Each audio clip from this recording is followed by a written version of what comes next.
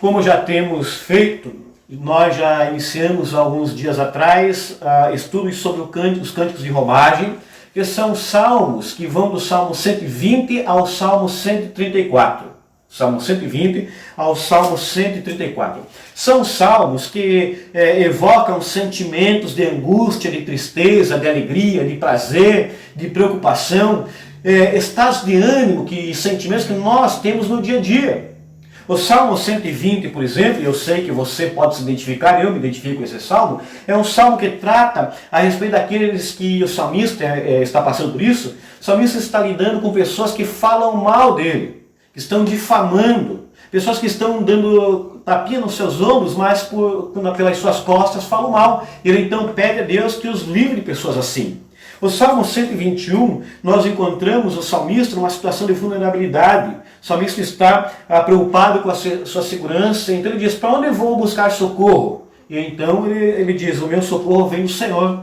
Salmo 122 expressa a alegria do salmista em ir à casa de Deus.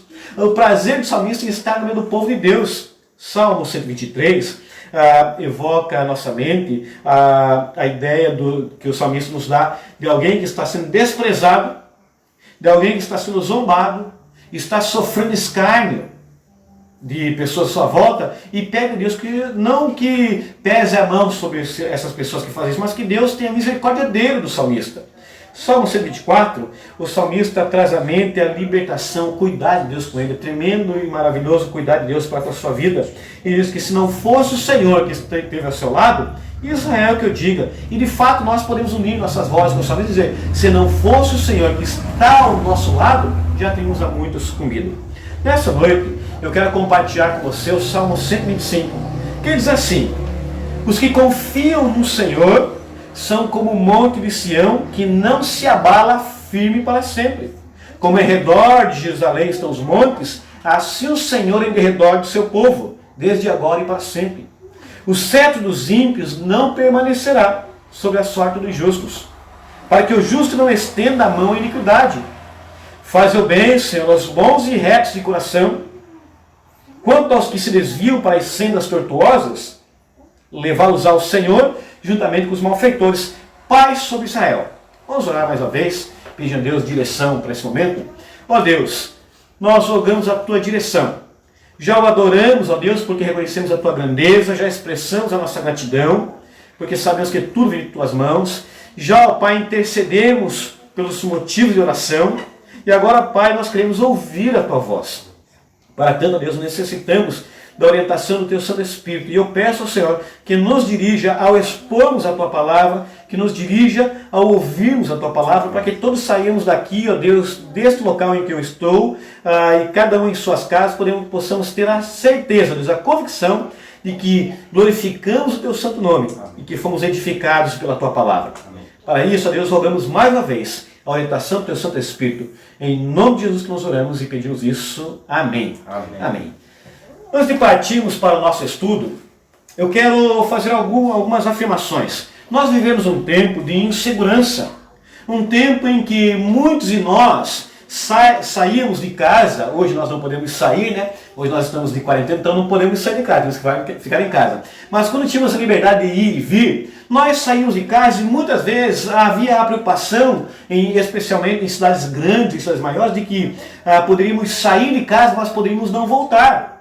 Há uma insegurança constante em nosso mundo devido à violência. A violência é tremenda, quer seja uma violência gerada a partir de um lar, onde esposo e esposa se digladiam, até uma violência como essas que encontramos no mundo afora, tal qual na Síria, onde pessoas são bombardeadas, pessoas sofrem a partir de armas. Então, a violência é exacerbada no nosso país e no mundo inteiro. Mas ainda, há uma insegurança em nossos dias no tocante à saúde. Se por um lado nós no passado tínhamos a liberdade, esses dias que temos vivido aqui, há uma preocupação enorme com a questão da saúde, com a nossa segurança, no sentido de continuarmos saudáveis, não pegarmos uma doença ou mal que acarrete mais males ainda. Mas ainda há uma insegurança econômica. Para onde vai o Brasil? Como vai ser daqui a 40, 50, 60 dias, um mês? 3 meses, 5 meses? Como estará a economia? Como estarão os pais de família, empregados ou desempregados? Como estará a nossa nação no tocante à situação econômica? Então, há uma insegurança. Há uma insegurança no tocante ao futuro, porque nós não sabemos para onde estamos rumando.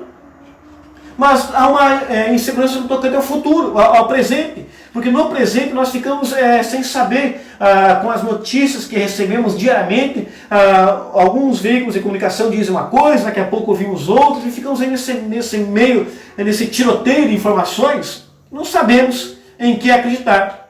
Então vivemos um tempo certamente de insegurança, mas não é agora. Vivemos um tempo de insegurança já tem vários anos, várias décadas, por assim dizer. No entanto, aqueles que, quando pensam em segurança, há aqueles que buscam segurança em bens materiais.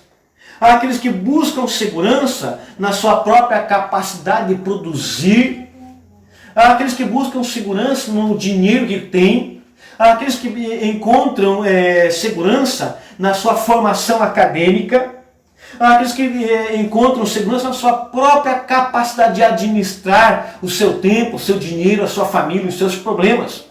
Não é raro e não são raras as pessoas que encontram segurança em si mesmas. No entanto, a minha pergunta nessa noite é: em quem você encontra segurança? Em quem você confia? Em quem nós confiamos? A palavra de Deus deixa claro para nós a respeito da nossa fragilidade. Eu e você somos frágeis. Se você olhar o Salmo 90, você perceberá que Deus é eterno, mas eu e você não passamos nenhum sopro. A nossa vida é breve, nós vivemos brevemente 80, 90 anos, e isso já é enfado e canseira. Deixe-me dar um exemplo pessoal do que quando penso na fragilidade. Quando eu era garoto, era menino, eu tenho já compartilhado com vocês algumas vezes isso, eu assistia aqueles filmes de Tarzan. E eu olhava aquele filme, aquele homem sem camisa, com uma sunga, enfrentando tigres, enfrentando leões, e eu olhava aquilo ali e eu pensava, eu consigo fazer isso. Com uma faquinha só, eu consigo, porque eu sou forte, e achava então que aquilo que eu assistia era real. Mas eis que um dia eu caí na realidade.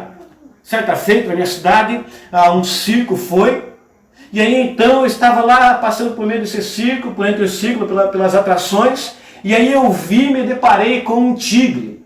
Daqueles que eu via lá naqueles filmes em que Tarzan enfrentava e matava o animal, subjugava o animal, e eu pensava que conseguia fazer a mesma coisa que ele.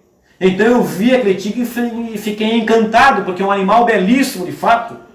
Mas quando eu cheguei mais perto da jaula e vi o tamanho daquela pata, meus irmãos, eu confesso a vocês que eu caí na realidade de que se aquele animal me desse uma patada, ele acabaria comigo.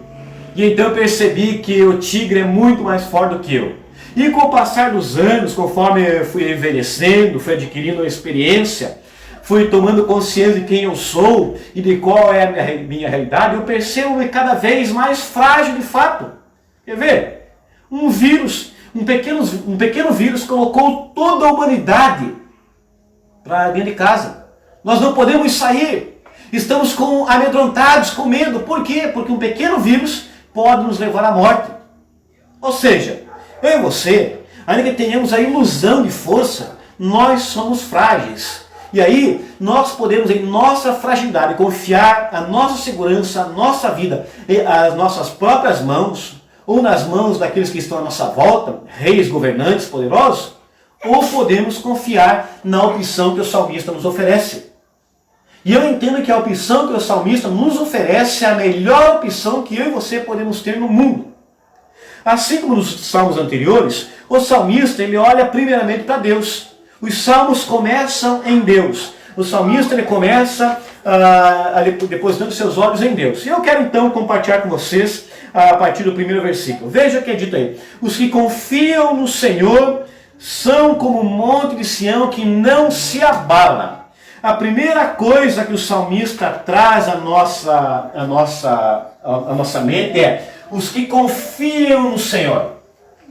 Os que creem no Senhor.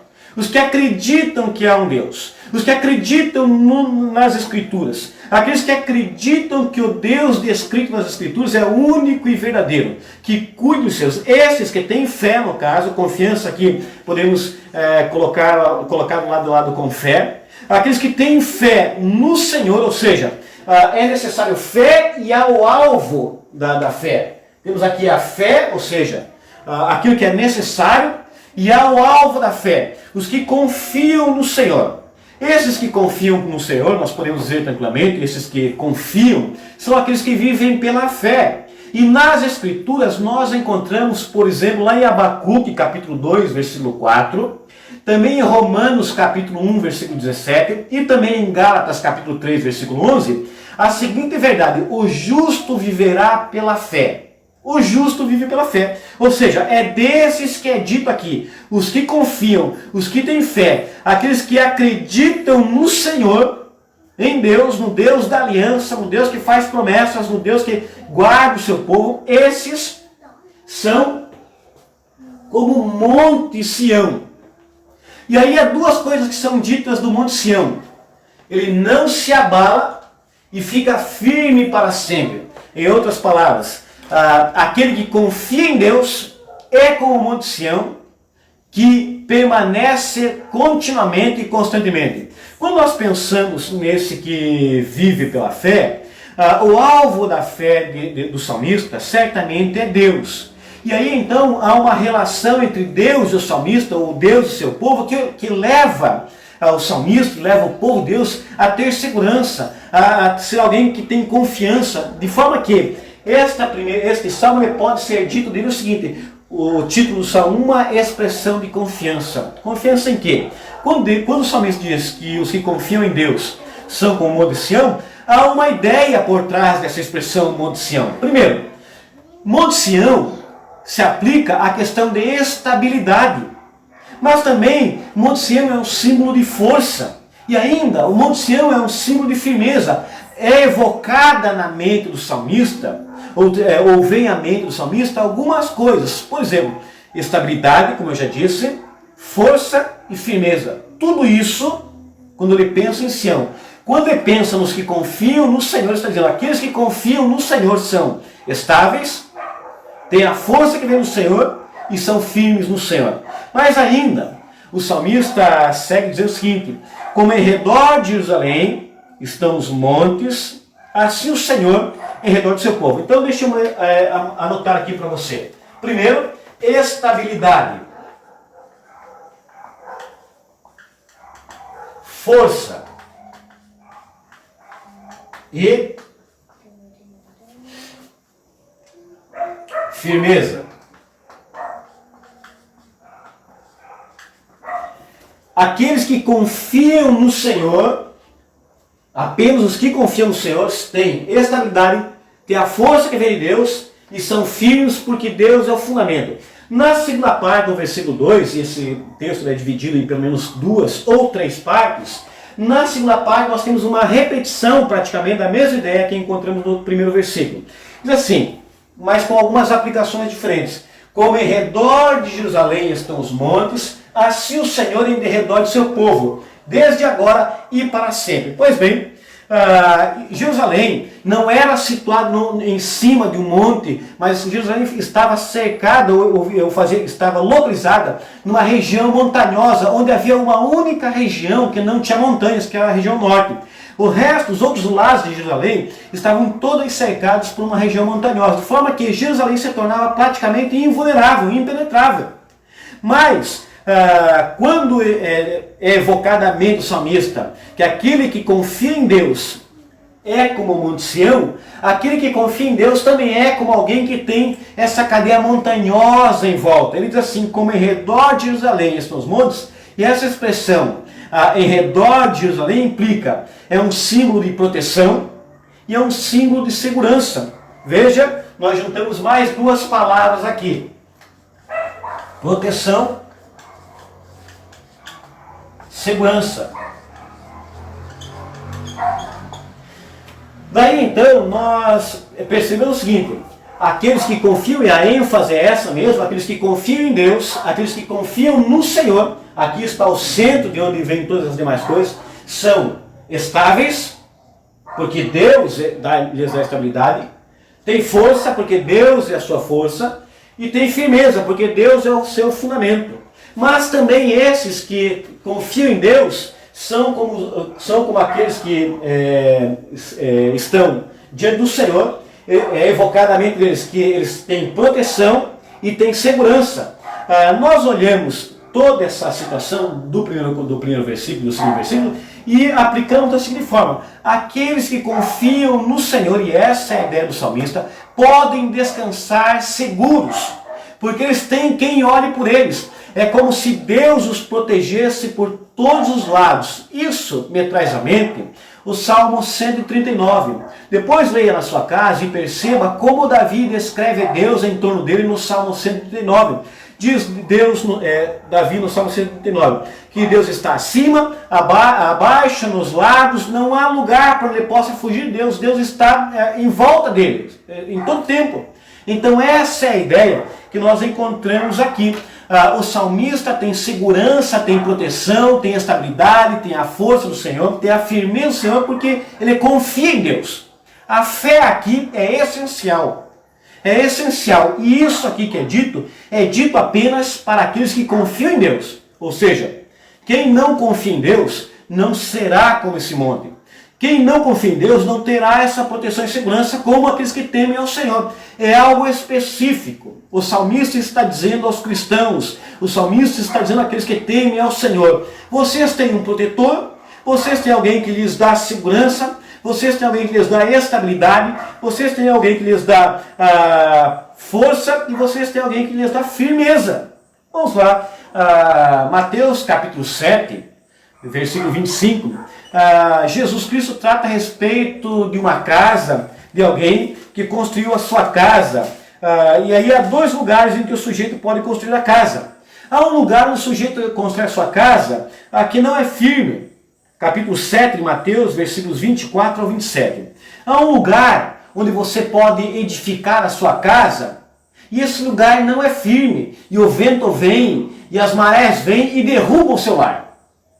Mas há um lugar, segundo Jesus Cristo, que a pessoa edifica a sua casa, e esse lugar pode vir tempestades, pode vir as marés, pode vir o tempo ruim, e essa casa permanecerá, porque essa casa é aquela casa que está edificada no Senhor, em Jesus Cristo. Nesse sentido, nós fazemos a afirmação de que todos quanto confiam no Senhor são aqueles que têm a sua casa ou a sua vida edificada na pessoa de Jesus Cristo. São aqueles que confiam em Jesus Cristo. São aqueles que olham para a cruz e a veem vazia, porque o seu Redentor ressuscitou, venceu a morte, ele está à direita de Deus Pai, aguardando o momento em que voltará e julgará vivos e mortos. Esses que confiam no Senhor, que têm essa segurança, que têm essa proteção, que têm essa estabilidade, que têm essa força e que têm essa firmeza, são aqueles que têm fé em Jesus Cristo.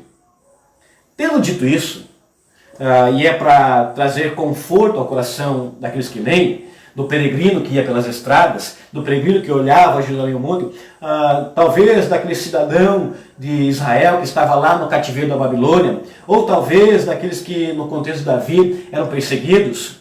O fato é que aí, qualquer que seja o contexto em que esse salmo tenha sido escrito, a ideia é a mesma.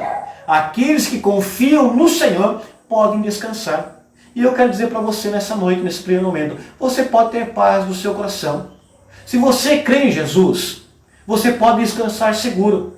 Se você ainda não crê em Jesus Cristo, hoje é o momento, agora é a hora de passar a entender e buscar nas Escrituras, buscar através da oração, dizer: Deus, entre em meu coração, para que Ele habite a sua vida.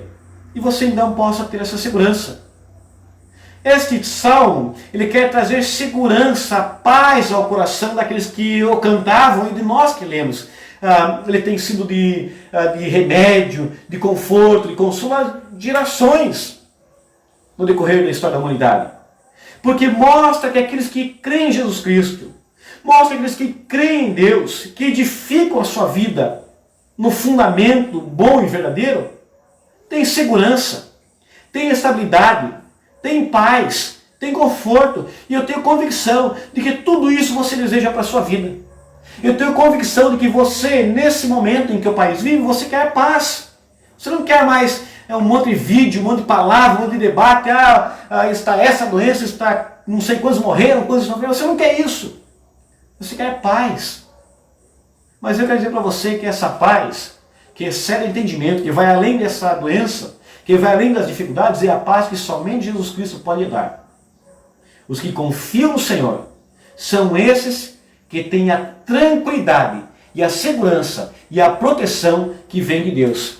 Os que confiam no Senhor são como o monte de Sião, que não se abala. Ou seja, não é qualquer notícia, ou melhor, notícia alguma vai tirar os olhos dele do Senhor. Porque ele está firmado em Cristo. Nada vai derrubá-lo. Por quê? Porque ele está firmado em Cristo. Lembra do Salmo 73? O que faz Asaf? Ah, Senhor, quase me resvalam os pés. Quando eu olhei para o inimigo, quando eu olhei para aquele que prosperava e aquele que não temia o Senhor, mas quando eu voltei meus olhos para ti, acertei minha caminhada, voltei ao ritmo certo, voltei à confiança, voltei ao foco verdadeiro. Não se abala aquele que confia no Senhor. Até pode passar momentos difíceis, e passa, mas é firme para sempre, porque ele confia em Deus. A sua vida está na presença de Deus. E essa ideia é corroborada mais uma vez com a ideia de que o Senhor, e aqui eu quero fazer um desenhinho, aqui está você, aqui é você. A ideia desse segundo versículo é como se você estivesse protegido completamente pelo Senhor. E de fato você está protegido completamente pelo Senhor. Deus guarda a sua vida. Isso não significa que você não possa ter dificuldades. Devemos deixar isso bem claro. Mas significa que a presença constante e contínua de Deus é junto a você, que confia nele. Ou seja, você que confia em Deus, goza da presença de Deus continuamente, guardando-lhe, dando segurança. Você precisa entender que a sua vida não está nas mãos de homens, mas a sua vida, que confia em Deus, está nas mãos do Senhor. Essa é a primeira parte. Ele evoca segurança, proteção, ele quer trazer confiança. Você confia em Deus? Nesses dias de pandemia, como tem estado o seu coração? Você tem sido alguém tranquilo, preocupado, em demasia? Tem dormido tranquilo, em paz? Pois eu quero dizer para você, saiba que há muitas dificuldades aí à volta, mas você pode dormir tranquilo, porque Deus cuida de nós. E Deus é aquele em quem podemos confiar. Bom, vamos lá, dando prosseguimento aqui. Agora, a partir do versículo 3.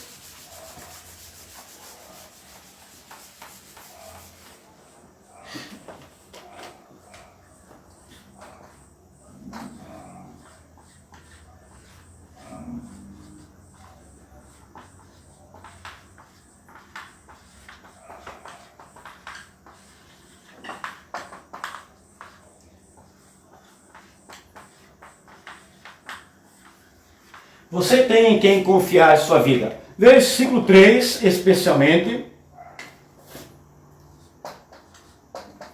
E eu quero lembrá-lo ao que eu sempre digo, os salmistas que escreveram os salmos, eles não são alienados, eles não fecham os olhos para a sua realidade, eles não fecham os olhos para as dificuldades da vida. Eles sabem e percebem que tem problemas, que tem dificuldades. O crente, aquele que teme ao Senhor, tem dificuldades.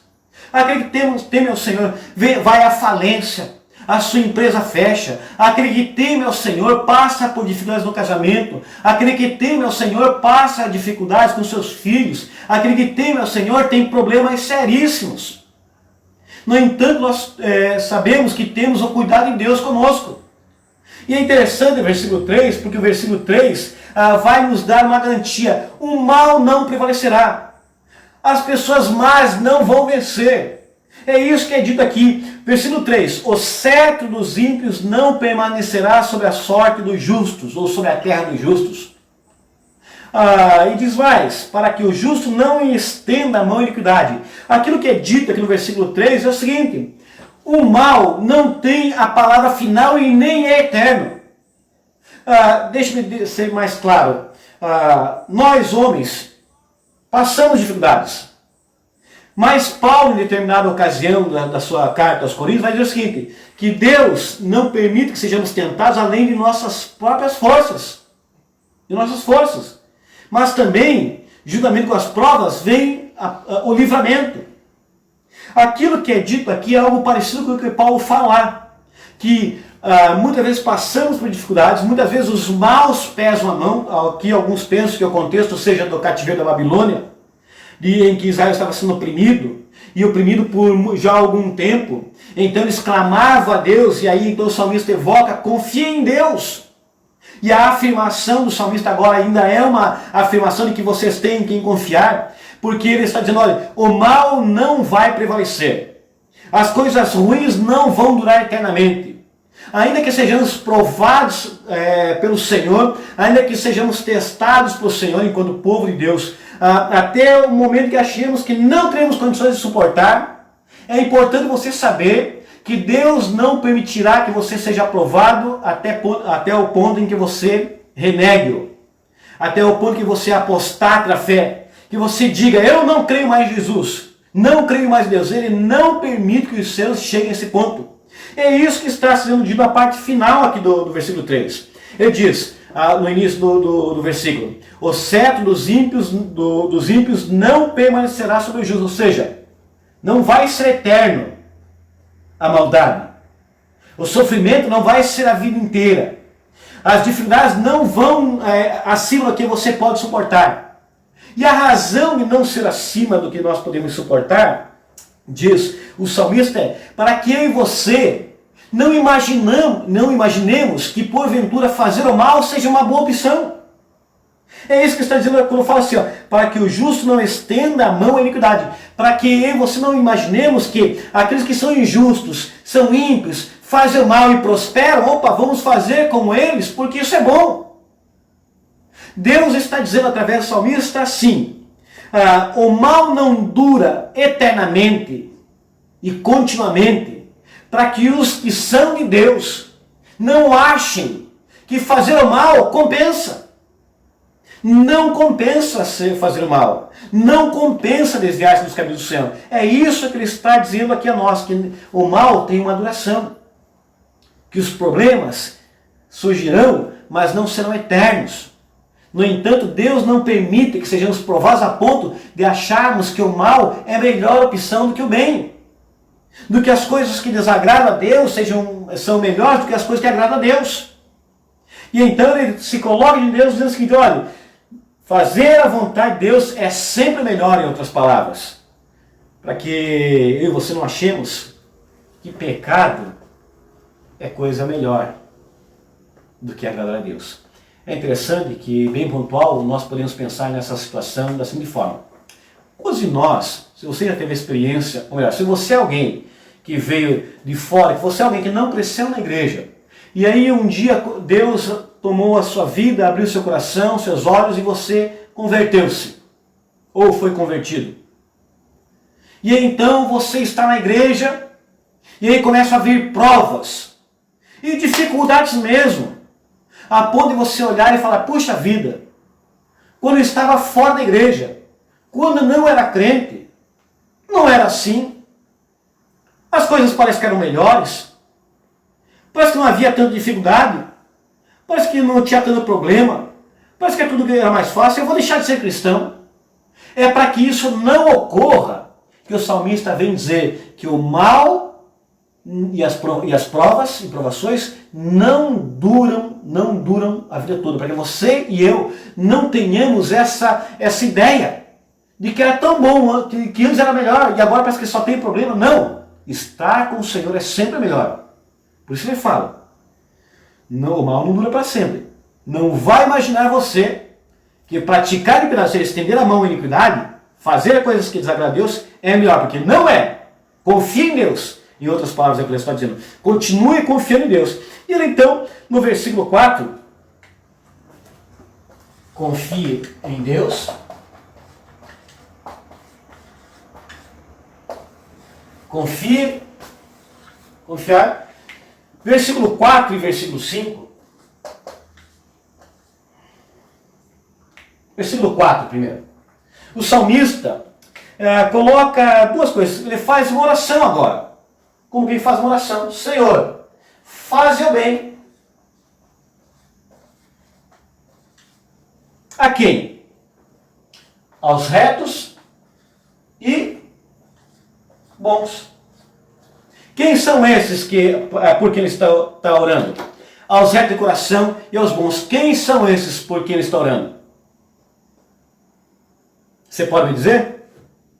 Se você pode me dizer, eu peço que você então diga lá na página do Facebook. Que você responda lá quem é esse que você acha que o salmista está orando. Por quem ele está orando? Pois bem, ele está orando por aqueles que ele cita lá no primeiro versículo. Os que confiam no Senhor. Há uma similaridade aqui. Esses retos e bons, por quem ele ora, são aqueles que confiam no Senhor, aqueles que amam a Deus, aqueles que querem agradar a Deus, aqueles que querem andar nos caminhos do Senhor, aqueles que olham para Deus e confiam no Senhor nas suas vidas, aqueles que fundamentam a vida em Deus, em Jesus Cristo. São por esses que ele pede oração agora, para que eles sejam sustentados pelo Senhor, para que eles se mantenham na presença de Deus, visto que ele, no versículo anterior, dissera que o mal não dura eternamente e a vida toda, para que os justos não achem que pecar é coisa boa. Agora ele vem orar para esses justos e dizer: faz o bem a esses que confiam, que são justos, que são bons e que são retos. Agora, é importante você saber, é importante que ele diga que a oração do salmista que expressa em termos de bons, retos, justos em direção a nós, que são guardados por Deus, o cuidado de Deus conosco não se baseia na retidão, ou seja, na nossa vida de retidão. Ou seja, eu sou bonzinho, eu caminho nos caminhos de Deus, eu faço a vontade de Deus, então Deus vai me guardar.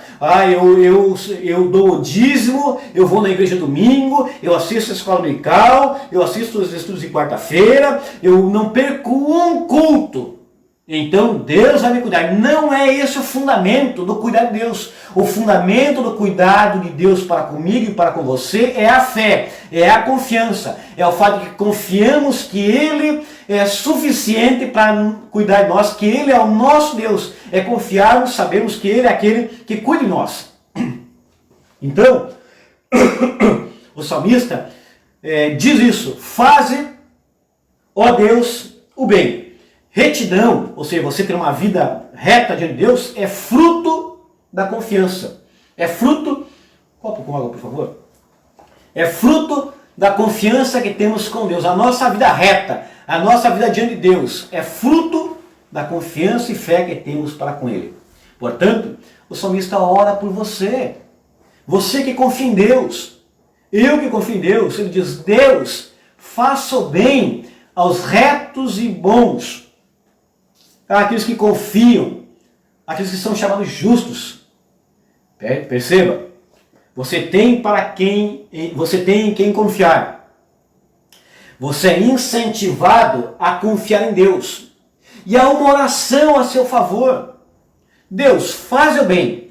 E o versículo 5, então, o salmista encerra o seu salmo e diz o seguinte: no entanto, aqueles que não vivem com Deus, aqueles que não vivem para Deus, aqueles que não confiam em Deus, o juízo de Deus virá sobre eles. Diz isso da seguinte forma: quanto aos que se desviam para as sendas tortuosas, levá-los ao Senhor juntamente com os malfeitores. Perceba a seriedade daquilo que é dito aqui agora pelo salmista. Ele chama o povo a confiar em Deus, mas nem todos confiam em Deus. Ele chama o povo a temer ao Senhor, mas nem todos temem ao Senhor. Ele chama o povo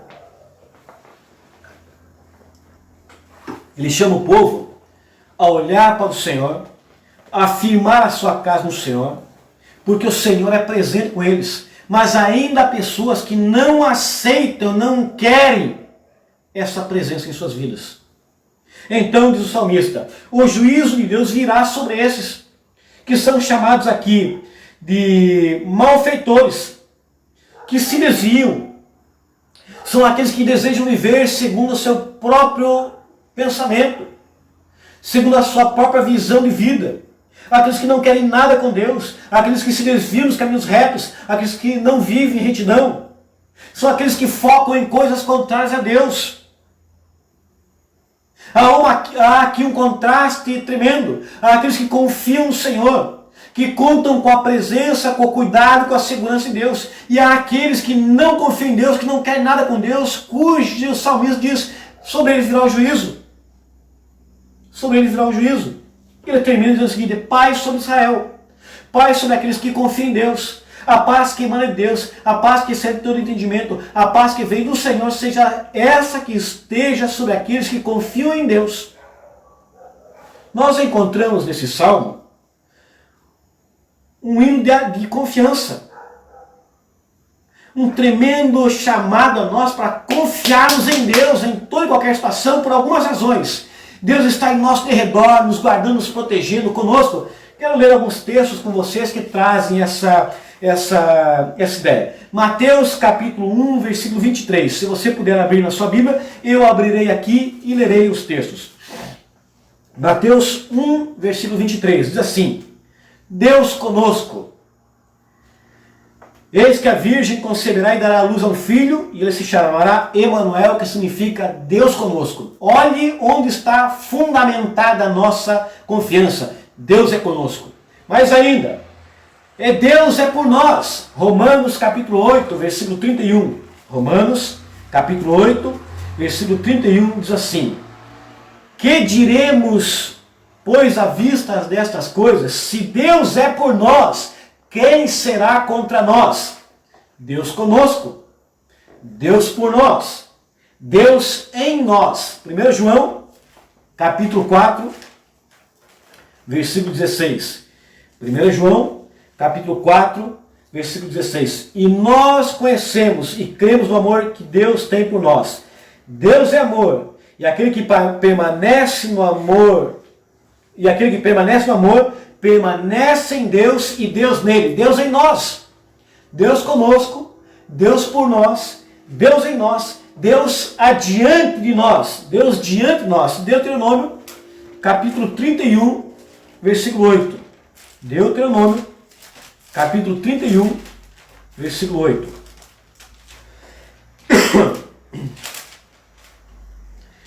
O Senhor é quem vai adiante de ti. Ele será contigo, não te deixará, não te desamparará. Não temas, não te atemorizes. Deus adiante de ti, Deus contigo, Deus acima de nós. Cântico dos Cânticos, capítulo 3, ou Cantares de Salomão, como você quiser, capítulo 3, versículo 2. Levantar-me-ei, pois, e rodearei a cidade, pelas ruas e pelas praças, buscarei o amado da minha alma, busquei-o e não achei, encontrar nos guardas. Deus acima de nós. Ainda, Deuteronômio, capítulo 33, versículo 27. Deuteronômio, capítulo 33, versículo 27.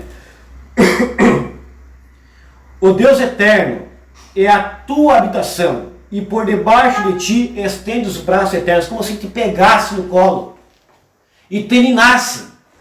Deus conosco, Deus por nós, Deus em nós, Deus adiante de nós, Deus acima de nós, Deus abaixo de nós no sentido de nos segurar. E por fim, Deus em torno de nós, Salmo 125, versículo 2. Como em derredor de Jerusalém estão os montes, assim o Senhor em volta os que o temem. Mas ainda, eu quero ler ainda com você Hebreus capítulo 13. Hebreus capítulo 13, versículo 5, a parte B. De maneira alguma te deixarei, nunca jamais te abandonarei. Esse salmo, irmãos, evoca a confiança que devemos ter no Senhor. Porque quando confiamos em Deus, estamos certos de estamos protegidos, estamos seguros, somos guardados, somos consolados. Em Deus podemos confiar porque Ele está conosco, nos envolvendo. E como eu disse anteriormente, se você quer ver um salmo onde expressa essa ideia, leia o Salmo 139 em sua casa e verá o cuidado de Deus para conhecê-los. Desde antes de nascermos, Ele já cuidava de nós. Na nossa morte, Ele cuida de nós. Na vida eterna, Ele já assegurou a nós. Nós temos um Deus em quem podemos confiar. Portanto, nessa noite eu quero dizer a você que você tem um Deus em quem você pode confiar. Você tem um Deus que lhe traz segurança. Você tem um Deus que lhe protege. Você tem um Deus que lhe guarda. Mas quando eu digo você tem um Deus, a pergunta anterior a essa expressão é: você confia em Deus? Você teme ao Senhor? Se você teme ao Senhor, eu tenho convicção de que, apesar dessa situação que vive o mundo, você tem tido dias de paz. Porque a paz que Deus nos dá não é uma paz como o mundo a dá. É uma paz que excede todo entendimento. E nós somos chamados pelo salmista a confiarmos em Deus. A sabermos que a minha vida, a sua vida, a nossa igreja, o nosso país, a nossa cidade, o mundo, tem um Deus que está no controle de todas as coisas. E especialmente aqueles que temem ao Senhor contam com o cuidado de Deus certo. Em nome de Jesus, descanse sobre esse cuidado. Em nome de Jesus, saiba que Deus está com você, está cuidando de você, luta por você, está adiante de você, está acima de você, está abaixo de você te segurando, está em seu redor. Você tem em quem confiar. Esse salmo é um salmo que expressa confiança. E a minha oração nessa noite é para que você confie em Deus. E hoje, quando você deitar a sua cabeça no seu travesseiro, depois de ter visto um monte de notícia, uma notícia ruim por sinal, tem muita notícia que não vale nem a pena mais ver, você possa deitar a sua cabeça e descansar seguro. Porque você tem um Deus que te protege, que te guarda, que cuida de você. Que Deus te abençoe em nome de Jesus. Mas eu preciso encerrar dizendo o seguinte: para que isso seja verdadeiro, você precisa conhecer mais e mais de Jesus Cristo. Você precisa saber que Ele é o fundamento que nos dá toda essa confiança. Você precisa saber que aqueles que confiam são aqueles que têm a vida fundamentada em Jesus. De tal forma que nós não olhamos mais para o Monte Sião, nós não olhamos mais para as cadeias rochosas, as montanhas, mas nós olhamos para Jesus. E confiamos em Jesus. E sabemos que nele a nossa vida repousa segura. Que nele encontramos segurança. Que nele encontramos paz. Que nele encontramos proteção.